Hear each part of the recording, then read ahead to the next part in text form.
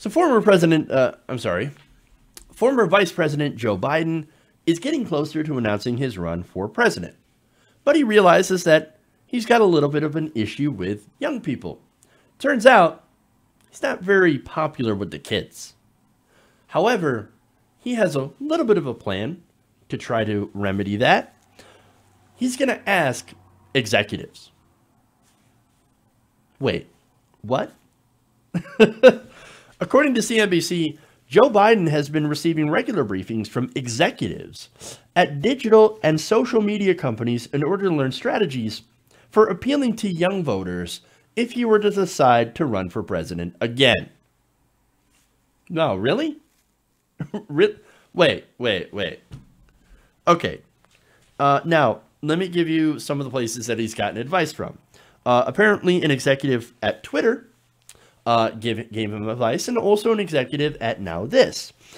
Now, people familiar with the matter also said that Biden's team is prepared to hire at least 20 social media experts who would advise him if he were to jump into the 2020 race.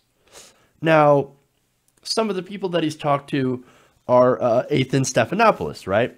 So Ethan Stephanopoulos is president of NowThis. Now, I actually like a lot of the stuff that NowThis puts out. So they put out policy things, and they talk about, issues in videos, and I think the content is actually excellent. I've used some of their videos before. So Biden is talking to them about how to appeal to young people. Now this, by the way, had also raised the profile of Beto O'Rourke. Now, Beto O'Rourke, I liked him until I found out who he was. So it turns out that Beto O'Rourke is centrist, New Democrat, milquetoast, and all that. Now, was he better than Ted Cruz? Absolutely. Did I want him to beat Ted Cruz? Absolutely. Because basically a stale ham sandwich full of dog poop is better than Ted Cruz, and actually is probably more attractive. But anyway, I mean, you see that thing on his face? That's not a beard. It's creepy. Anyway, so now, in an interview on Wednesday, Stephanopoulos confirmed that he had been in touch with Joe Biden, his team, and a variety of 2020 candidates about how his company can help present their policies while connecting with young voters. Now, look, that's smart. That's fine. We can do that, right? Now, he said, told CNBC, "We're trying to reinforce that news outlets like NowThis are an important place to spend time to reach these audiences." And he told CNBC, describing key issues for young voters, such as immigration and criminal justice reform, as well as climate change. Quote, "Candidates will have to take a stand on these issues as it relates to talking to this whole new generation of voters." So now, of course, NowThis, doing their policy videos, do reach a lot of people. In fact, they said they reach 70% of Americans in their 20s on a monthly basis. Now, that caught a lot of people's eye. For example, Bernie Sanders' campaign hired a NowThis employee to become a senior media producer. So it's not exactly a terrible idea to go and ask people, right? Now, here's the thing. With Biden, it's going to be a little bit more difficult because of some of the things Biden has actually said before. Biden's problem is that he is not doing the things, not in favor of the policies that young people believe in. He has cast himself as the anti-Bernie Sanders, which means he is running on the status quo. He is running on centrism, meaning no Medicare for all. We're not going to go after the bankers. We're not going to go after the rich. And we're not going to go after income and wealth inequality. We're not going to end money in politics.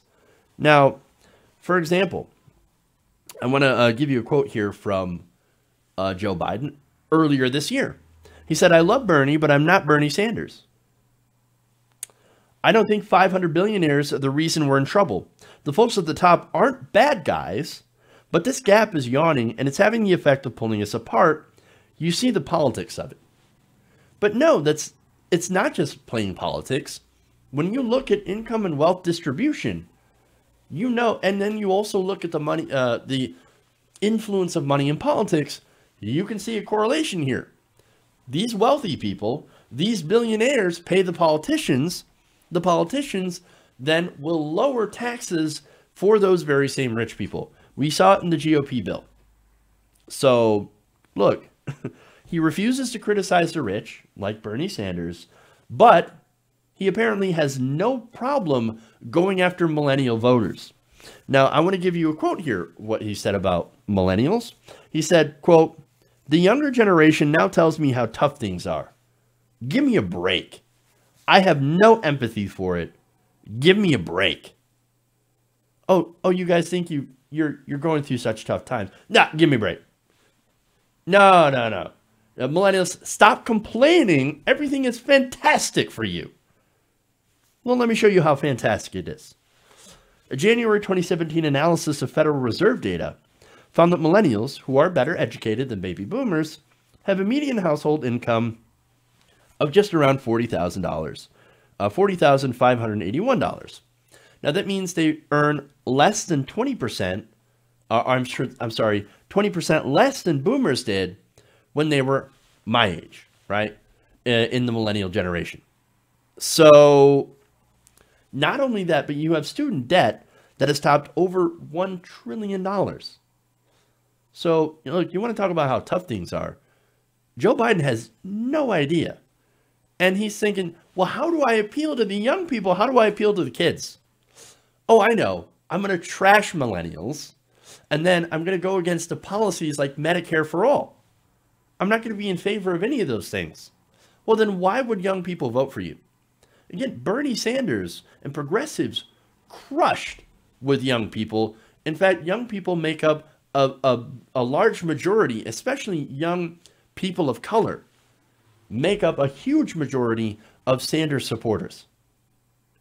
You being the anti-Bernie Sanders, you think that's going to help you with young voters? No, dude. No.